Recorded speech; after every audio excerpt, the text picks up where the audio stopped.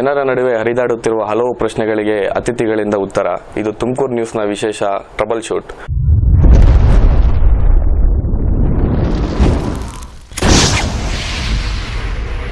ಇವತ್ತಿನ ಅತಿಥಿ ಕೊರಟಗೆರೆಯ ಜನಪ್ರಿಯ ಜೆಡಿಎಸ್ ಶಾಸಕರಾದಂತಹ ಸುಧಾ ಕಲ್ಲಾಳ್ ಅವರು. ಸರ್, ಕಾರ್ಯಕ್ರಮಕ್ಕೆ ಸ್ವಾಗತ. Thank you. ಒಬ್ಬ ಘಟಾನುಘಟಿ ರಾಜಕಾರಣಿ ಕೆಪಿಸಿಸಿ ಅಧ್ಯಕ್ಷ ಡಾಕ್ಟರ್ ಜಿ ಪರಮೇಶ್ವರ್ ವಿರುದ್ಧ ಜಯಬೇರಿ ಬಾರಿಸಿದ್ರಿ. ಸಿಎಂ ಆಗೋ ಅಭ್ಯರ್ಥಿ ವಿರುದ್ಧ ಗೆಲುವು. ಈ ಗೆಲುವು ಪ್ರಯೋಜನ ಅನ್ಸುತ್ತಾ? ಅಂದರೆ ಈಗ ಗೆಲುವು ಸೋಲು ಅಂತಕ್ಕಂಥದ್ದು ರಾಜಕಾರಣದಲ್ಲಿ ಪಕ್ಷ, ನಮ್ಮ ಪಕ್ಷದ ರಾಷ್ಟ್ರೀಯ ಅಧ್ಯಕ್ಷರು, ನಮ್ಮ ಪಕ್ಷದ ರಾಜ್ಯಾಧ್ಯಕ್ಷರು ಮತ್ತು ನಮ್ಮ ಪಕ್ಷದ ಕಾರ್ಯಕರ್ತರ ಒಂದು ಬೆಂಬಲದೊಂದಿಗೆ ನಾನು ಈ ಒಂದು ಚುನಾವಣೆಯಲ್ಲಿ ಸ್ಪರ್ಧೆಯನ್ನು ಮಾಡಿದ್ದೆ. ಅದೇ ರೀತಿಯಲ್ಲಿ ಅವರೆಲ್ಲರ ಆಶೀರ್ವಾದದಿಂದ, ಅದರಲ್ಲೂ ವಿಶೇಷವಾಗಿ ನಮ್ಮ ಮಾಜಿ ಪ್ರಧಾನಮಂತ್ರಿಗಳಾಗಿರ್ತಕ್ಕಂಥ ದೇವೇಗೌಡರ ಆಶೀರ್ವಾದ, ನಮ್ಮ ಮಾಜಿ ಮುಖ್ಯಮಂತ್ರಿಗಳಾಗಿರ್ತಕ್ಕಂಥ ಕುಮಾರಣ್ಣವರ ಆಶೀರ್ವಾದ ಮತ್ತು ನಮ್ಮ ಮಾಜಿ ಸಚಿವರಾಗಿರ್ತಕ್ಕಂಥ ಚೆನ್ನಗಪ್ಪನವರ ಆಶೀರ್ವಾದ ಮತ್ತು ಸಮಸ್ತ ನಮ್ಮ ಕೊರಟಗೆರೆ ವಿಧಾನಸಭಾ ಕ್ಷೇತ್ರದಲ್ಲಿರ್ತಕ್ಕಂಥ ನಮ್ಮ ಪಕ್ಷದ ಕಾರ್ಯಕರ್ತರ ಮತ್ತು ನನ್ನ ಹಿತೈಷಿಗಳ ಆಶೀರ್ವಾದದಿಂದ ಈ ಒಂದು ಗೆಲುವನ್ನು ಸಾಧನೆ ಮಾಡಿದ್ದೇನೆ. ಪರಮೇಶ್ವರ್ ಅವ್ರನ್ನ ಜನರು ತಿರಸ್ಕಾರ ಮಾಡಲು ಕಾರಣ ಏನು? ಅದು ಜನಗಳನ್ನೇ ಕೇಳಬೇಕು. ನನ್ನನ್ನು ಕೇಳೋದಕ್ಕಿಂತಲೂ ಕೂಡ ಬಹುಶಃ ಜನಗಳಿಗೆ ಕೇಳಿದ್ರೆ ಸರಿ ಅಂತ ಅನ್ಸುತ್ತೆ. ಸುಧಾಕರ್ ಲಾಲ್ ಅವರು ಎಲ್ಲರಿಗೂ ಸಿಗ್ತಿದ್ರು, ಪರಮೇಶ್ವರ್ ಯಾರಿಗೂ ಸಿಗ್ತಿರ್ಲಿಲ್ಲ. ಯಾವಾಗ್ಲೂ ಬಿಸಿ ಅಂತ ಬಿಟ್ಟು ಓಡ್ತಿದ್ರು. ರಾಜ್ಯದ ಹೊಣೆ ಅವ್ರ ಮೇಲಿತ್ತು. ಸುಧಾಕರ್ ಲಾಲ್ ಎಲ್ಲ ಪ್ರತಿ ಜನಾನುರಾಗಿ ಅಂತ ಬಿಟ್ಟು ಈ ಗೆಲುವು, ಈ ನಿಮ್ಮ ಗೆಲುವು ಇದೇ ಕಾರಣನಾ? ಇಲ್ಲ, ನಾನು ಬಹುಶಃ 3 ಸಾರಿ ಜಿಲ್ಲಾ ಪಂಚಾಯತಿ ಸದಸ್ಯನಾಗಿ ಏನು ಕ್ಷೇತ್ರದಲ್ಲಿ ಕೆಲಸ ಮಾಡಿದ್ದೆ, ಮತ್ತು ಜನಗಳಲ್ಲಿ ಏನು ನನ್ನ ಬಗ್ಗೆ ಒಂದು ಪ್ರೀತಿ ವಿಶ್ವಾಸ ಇತ್ತು, ಆ ಪ್ರೀತಿ ವಿಶ್ವಾಸ ನನ್ನ ಗೆಲ್ಲಿಸ್ತು ಅಂತಕ್ಕಂಥದ್ದು ನನ್ನ ಭಾವನೆ. ನಿಮಗೆ ಟಿಕೆಟ್ ಕೈ ತಪ್ಪೋ ಭೀತಿ ಇತ್ತು? ಇಲ್ಲ, ಹಾಗೇನಿರಲಿಲ್ಲ.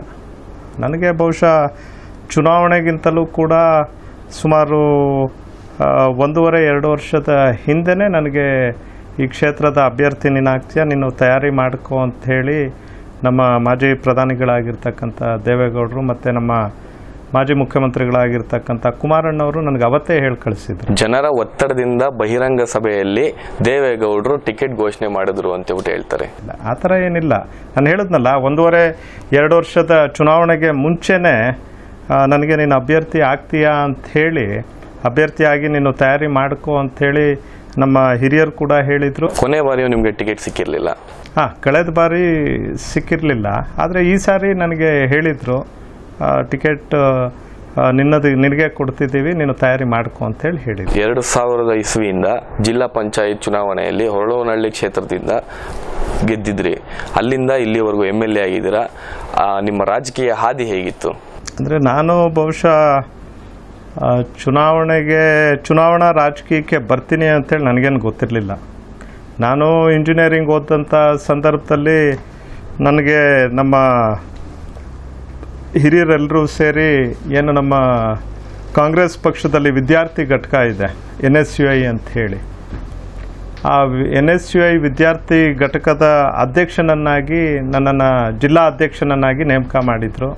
ಬಹುಶಃ ಆಗ ನಾನು ಇಡೀ ಜಿಲ್ಲೆಯಲ್ಲಿ ವಿದ್ಯಾರ್ಥಿಗಳ ಸಂಘಟನೆಯನ್ನು ಮಾಡ್ತಾಯಿದ್ದೆ. ಆ ನಂತರದಲ್ಲಿ ಬಹುಶಃ ನಾನು ಆ ಸಂಘಟನೆ ಮಾಡಿದಂಥ ಸಂದರ್ಭದಲ್ಲೂ ಕೂಡ ನಾನು ಬಹುಶಃ ಚುನಾವಣಾ ರಾಜಕೀಯಕ್ಕೆ ಬರ್ತೀನಿ ಅಂತೇಳಿ ನನಗೇನು ಗೊತ್ತಿರಲಿಲ್ಲ. ಮತ್ತು ಆ ನಂತರದಲ್ಲಿ ನನಗೆ ಹೊಳವನಹಳ್ಳಿಯಲ್ಲಿ ಕಾಂಗ್ರೆಸ್ ಪಕ್ಷದಿಂದ B.Pharm ಸಿಕ್ಕಿತ್ತು ಜಿಲ್ಲಾ ಪಂಚಾಯತ್ ಚುನಾವಣೆಯಲ್ಲಿ. ಸೊ ಕಾಂಗ್ರೆಸ್ ಪಕ್ಷದಿಂದ ಅಲ್ಲಿ ಗೆದ್ದೆ. ಆ ನಂತರದಲ್ಲಿ ಬೇರೆ ಬೇರೆ ಬೆಳವಣಿಗೆಗಳಲ್ಲಿ ನಾನು ಮತ್ತೆ ಬ್ಲಾಕ್ ಕಾಂಗ್ರೆಸ್ನ ಅಧ್ಯಕ್ಷ ಕೂಡ ಆಗಿದ್ದೆ ಕೊರಟಗೆರೆ ವಿಧಾನಸಭಾ ಕ್ಷೇತ್ರದಲ್ಲಿ. ಆ ನಂತರದಲ್ಲಿ ನಾನು JDS ಪಕ್ಷವನ್ನು ಸೇರಿಕೊಂಡೆ. ಅಲ್ಲಿ ನಾನು ತೋವಿನಕೆರೆ ವಿಧಾನಸಭಾ ಜಿಲ್ಲಾ ಪಂಚಾಯತ್ ಕ್ಷೇತ್ರದಲ್ಲಿ ಗೆದ್ದೆ. ಆ ನಂತರದಲ್ಲಿ ಮತ್ತೆ JDS ಟಿಕೆಟ್ನಿಂದಲೇ ನಾನು ಕಸ್ಬಾದಲ್ಲಿ ಕೂಡ ಗೆದ್ದೆ. ಆ ನಂತರದಲ್ಲಿ ಈ ಒಂದು MLA ಎಲೆಕ್ಷನಲ್ಲಿ ಕೂಡ. ಅಂದರೆ ನೀವು ಮೂಲ ಕಾಂಗ್ರೆಸ್ಸಿಗರೇ? ಹೌದು, ಹಿಂದೆ ಕಾಂಗ್ರೆಸ್ಸಲ್ಲೇ ಇದ್ದೆ. JDSಗೆ ಬರಲು ಕಾರಣ? JDSಲ್ಲಿ ನಾನು ಕಾಂಗ್ರೆಸ್ಸಲ್ಲಿದ್ದಂಥ ಸಂದರ್ಭದಲ್ಲಿ ಹಲವಾರು ಬೆಳವಣಿಗೆಗಳು ನಡೆದಂಥ ಸಂದರ್ಭದಲ್ಲಿ ನಾವು ಕಾಂಗ್ರೆಸ್ಸನ್ನು ಬಿಟ್ಟು JDS ಪಕ್ಷಕ್ಕೆ ಸೇರಿಕೊಂಡ್ವಿ. ಆ ನಂತರದಲ್ಲಿ JDS ಪಕ್ಷದಲ್ಲೇ ಬೆಳ್ಕೊಂಡು ಬಂದ್ವಿ. KN ರಾಜಣ್ಣ ಅವರು ಕಾಂಗ್ರೆಸ್ ಪಕ್ಷಕ್ಕೆ ಹಿಂದಿರುಗಿದ್ರು, ಆದರೆ ನೀವು ಹಿಂದಿರುಗಲಿಲ್ಲ, JDSನಲ್ಲೇ ಉಳ್ಕೊಂಡ್ರಿ. ಅಲ್ಲ, ನನಗೆ ನನ್ನ ಮನಸ್ಸಿಗೆ ಬಂದಂಥದ್ದು ಪದೇ ಪದೇ ಪಕ್ಷಗಳನ್ನು ಚೇಂಜ್ ಮಾಡ್ತಕ್ಕಂಥದ್ದು ಬಹುಶಃ ಅದು ಅಷ್ಟು ಸರಿಯಲ್ಲ ಅನ್ನೋ ಕಾರಣಕ್ಕೆ ನಾನು ಇಲ್ಲೇ ಏನು ನಾನು JDSನಲ್ಲೇ ಉಳ್ಕೋಬೇಕು ಅಂಥೇಳಿ ತೀರ್ಮಾನ ತೆಗೆದು. ನೀವು ಗೆಲ್ಲೋ ಮೊದಲು ಕೊರಟಗೆರೆ ಕ್ಷೇತ್ರ ಅಭಿವೃದ್ಧಿ ಖಂಡಿತ ಅವರವರ ಏನು ಹಿಂದೆ ಇದ್ದಂಥ ಯಾರೇ ಶಾಸಕರಾದರೂ ಕೂಡ ಕ್ಷೇತ್ರದ ಅಭಿವೃದ್ಧಿಯನ್ನು ಬಯಸ್ತಾರೆ. ಬಹುಶಃ ಅವರವರ ದೃಷ್ಟಿಕೋನಗಳಲ್ಲಿ ಆ ಕ್ಷೇತ್ರದ ಅಭಿವೃದ್ಧಿ ಆಗ್ತಾ ಇರ್ತದೆ. ಗೆದ್ದ ನಂತರ ನಿಮ್ಮ ಯೋಜನೆಗಳು ಹೇಗೆ ರೂಪಿಸ್ಕೊಂಡ್ರಿ? ಈಗ ಗೆದ್ದ ನಂತರದಲ್ಲಿ ನಾನು ನನ್ನ 13 ವರ್ಷ ಜಿಲ್ಲಾ ಪಂಚಾಯತಿ ಸದಸ್ಯನಾಗಿ ಏನು ನನ್ನ ಅನುಭವ ಇದೆ, ಆ ಒಂದು ಅನುಭವದ ಮೇಲೆ ನಾನು ಇವತ್ತು ಕ್ಷೇತ್ರದ ಕೆಲಸವನ್ನು ಮಾಡಲಿಕ್ಕೆ ಹೊರಟಿದ್ದೀನಿ.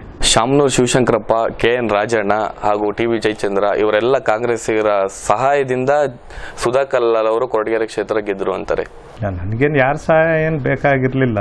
ನಾನು ಹೇಳಿದ್ನಲ್ಲ, 3 ಬಾರಿ ಏನು ಜಿಲ್ಲಾ ಪಂಚಾಯತಿ ಸದಸ್ಯನಾಗಿ ನಾನು ಗೆದ್ದಿರೋದು ನಮ್ಮ ಬಡ ಜನತೆ ಏನಿದೆ, ನಮ್ಮ ಜನಗಳೇನಿದ್ದಾರೆ, ನಮ್ಮ ಪಕ್ಷದ ಕಾರ್ಯಕರ್ತರೇನಿದ್ದಾರೆ, ಮತ್ತು ಅದರಲ್ಲೂ ವಿಶೇಷವಾಗಿ ನಮ್ಮ ಮಾಜಿ ಪ್ರಧಾನಿಗಳಾಗಿರ್ತಕ್ಕಂಥ ದೇವೇಗೌಡರ ಆಶೀರ್ವಾದ, ಮಾಜಿ ಮುಖ್ಯಮಂತ್ರಿಗಳಾಗಿರ್ತಕ್ಕಂಥ ಕುಮಾರಣ್ಣವರ ಆಶೀರ್ವಾದದಿಂದನೇ ನಾನು ಗೆದ್ದಿರ್ತಕ್ಕಂಥದ್ದು. ಪರಮೇಶ್ವರ್ ಸೋಲು ಕಾಂಗ್ರೆಸ್ ನಾಯಕರಿಗೂ ಆಸೆ ಆಗಿತ್ತು, ಅದಕ್ಕೆ ನೀವು ಪಿಟ್ಟಿಗೆ ಆದ್ರ?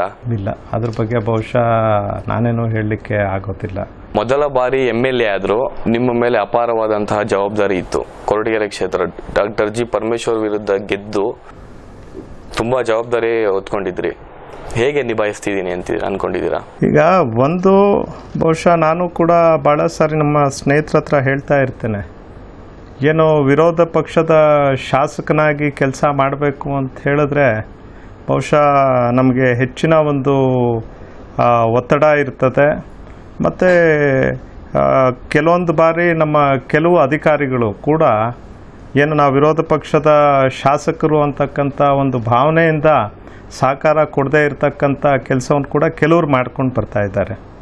ಆದರೂ ಕೂಡ ನಾವು ಇವತ್ತೇನು ಜನಗಳ ಪ್ರೀತಿ ವಿಶ್ವಾಸದಿಂದ ಏನು ನಮ್ಮ ಮೇಲೆ ಅತ್ಯಂತ ಹೆಚ್ಚಿನ ಭರವಸೆಯನ್ನು ಇಟ್ಟಿದ್ದಾರೆ, ಆ ಭರವಸೆಯನ್ನು ಉಳಿಸ್ಕೊಳ್ಲಿಕ್ಕಾಗಿ ನಾನಾದರೂ ಕೂಡ ಇವತ್ತು ಶಾಸನ ಸಭೆಗಳಲ್ಲಿ ಕೂಡ ನಮ್ಮ ಕ್ಷೇತ್ರದ ಅಭಿವೃದ್ಧಿಯ ಬಗ್ಗೆ, ನಮ್ಮ ಕ್ಷೇತ್ರದಲ್ಲಿ ಆಗಬೇಕಾಗಿರ್ತಕ್ಕಂಥ ಕೆಲಸ ಕಾರ್ಯಗಳ ಬಗ್ಗೆ, ಮತ್ತು ನಮ್ಮ ಏನು ಕ್ಷೇತ್ರದಲ್ಲಿ ಏನು ನಾವು ಮಾಡಬೇಕಾಗಿರ್ತಕ್ಕಂಥ ಕೆಲಸಗಳಿಂದ ಅದ್ರ ಬಗ್ಗೆ ಸವಿಸ್ತಾರವಾಗಿ ಇವತ್ತು ಶಾಸನ ಸಭೆಯಲ್ಲಿ ಹೆಚ್ಚಿನದಾಗಿ ಏನು ಅಲ್ಲಿ ನಡೀತಕ್ಕಂಥ ಸಂವಾದಗಳಲ್ಲಿ ಪಾಲ್ಗೊಂಡು, ಮತ್ತು ಸಂಬಂಧಿಸಿದಂಥ ಮಂತ್ರಿಗಳಿರ್ಬೋದು, ಮುಖ್ಯಮಂತ್ರಿಗಳಿರ್ಬೋದು, ಅವರೆಲ್ಲರಿಗೂ ಕೂಡ ನಾನು ಒತ್ತಡವನ್ನು ತರ್ತಕ್ಕಂಥ ಕೆಲಸವನ್ನು ಕೂಡ ಮಾಡ್ಕೊಂಡು ಬರ್ತಾ ಇದ್ದೇನೆ.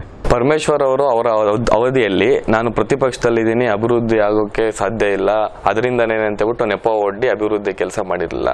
ಆದರೆ ನೀವು ಈಗ ಪ್ರತಿಪಕ್ಷದಲ್ಲೇ ಇದ್ದೀರಾ. ಈಗ ನಾನು ಅಭಿವೃದ್ಧಿ ಮಾಡಿದ್ದೀನಿ ಅಂತೇಳ್ಬಿಟ್ಟು ಹೇಳೋ ಮಟ್ಟದಲ್ಲಿ ಇದ್ದೀರಾ ನೀವು? ಬಹುಶಃ ಇವತ್ತು ಅಭಿವೃದ್ಧಿ ಮಾಡಿದ್ದೀನಿ ಅಂತ ಹೇಳ್ತಕ್ಕಂಥದ್ದೆಲ್ಲೋ ಒಂದು ಕಡೆ ನನ್ನ ಆತ್ಮಸಾಕ್ಷಿಗೆ ನಾನು ಸುಳ್ಳು ಹೇಳಿದಾಗ ಆಗ್ತದೆ. ಏನಂತ ಹೇಳಿದ್ರೆ, ಈಗ ಚುನಾವಣೆ ಮುಗಿದು ಸುಮಾರು 2 ವರ್ಷದ ಹತ್ರ ಆಗ್ತಾ ಇದೆ, 1 ವರ್ಷ 8 ತಿಂಗಳು 9 ತಿಂಗಳು. ಆದರೆ ನಾವು ಮಾಡಬೇಕಾಗಿರ್ತಕ್ಕಂಥದ್ದು ಇನ್ನೂ ಭಾಳ ಇದೆ, ಇನ್ನೂ ಭಾಳಷ್ಟು ಕೆಲಸಗಳು ಮಾಡಬೇಕು. ಅದರಲ್ಲೂ ಕೂಡ ವಿಶೇಷವಾಗಿ ಏನು ನನ್ನ ಕ್ಷೇತ್ರ ಇದೆ, ಇದು 3 ತಾಲೂಕುಗಳಿಗೆ ಸಂಬಂಧಿಸಿದಂತಾಗಿದೆ. ಒಂದು ಸಂಪೂರ್ಣವಾಗಿ ಕೊರಟಗೆರೆ ತಾಲೂಕು, ನಂತರ ಮಧುಗಿರಿ ತಾಲೂಕಿನ ಪುರವಾರ ಹೋಬಳಿ, ಆನಂತರದಲ್ಲಿ ತುಮಕೂರು ತಾಲೂಕಿನ ಕೋರಾ ಹೋಬಳಿ. ಬಹುಶಃ 3 ತಾಲೂಕುಗಳಲ್ಲಿ ಕೂಡ ನಾನು ಕೆಲಸ ಮಾಡಬೇಕಾಗಿದೆ. ಬಹುಶಃ ನಾನು ಪ್ರಾಮಾಣಿಕವಾಗಿ ನಮ್ಮ ಜನಗಳ ನಿರೀಕ್ಷೆಯನ್ನು ಏನಿದೆ ಆ ನಿರೀಕ್ಷೆಯನ್ನು ಉಳಿಸ್ಕೊಳ್ಲಿಕ್ಕೆ ಪ್ರಾಮಾಣಿಕವಾಗಿ ಕೆಲಸವನ್ನು ಮಾಡ್ಕೊಂಡು ಬರ್ತಾ ಇದ್ದೇನೆ. ಕೊರಟಗೆರೆ ಕ್ಷೇತ್ರದ ಅಭಿವೃದ್ಧಿಗೆ ಪರಮೇಶ್ವರ್ ಅವರ ಸಹಾಯ ಸಿಕ್ಕಿದೆಯಾ? ಅವರು ಕೂಡ ಮೊನ್ನೆ ನಾವು ವಡ್ಗೆರೆಯಲ್ಲಿ ಒಂದು ಕಾರ್ಯಕ್ರಮದಲ್ಲಿ ನಾವು ಅವರು ಕೂಡ ಒಂದೇ ವೇದಿಕೆಯಲ್ಲಿದ್ವಿ. ಅವತ್ತು ನಮ್ಮ ಜಿಲ್ಲಾ ಉಸ್ತುವಾರಿ ಸಚಿವರಾಗಿರ್ತಕ್ಕಂಥ ಜಯಚಂದ್ರ ಅವರು ಕೂಡ ಇದ್ದರು. ಅವರು ಕೂಡ ಹೇಳಿದ್ರು, ಇಲ್ಲ ನಾವು ಕೂಡ ಸಹಕಾರವನ್ನು ಕೊಡಬೇಕು ಅಂತಕ್ಕಂಥ ಮಾತನ್ನು ಅವರು ಕೂಡ ಹೇಳಿದ್ರು. ಕಾರ್ಯಕ್ರಮದಲ್ಲಿ ಒಂದು ಚಿಕ್ಕ ಬ್ರೇಕ್ನ ನಂತರ ಮತ್ತೆ ಕಾರ್ಯಕ್ರಮ ಮುಂದುವರಿಯುತ್ತದೆ.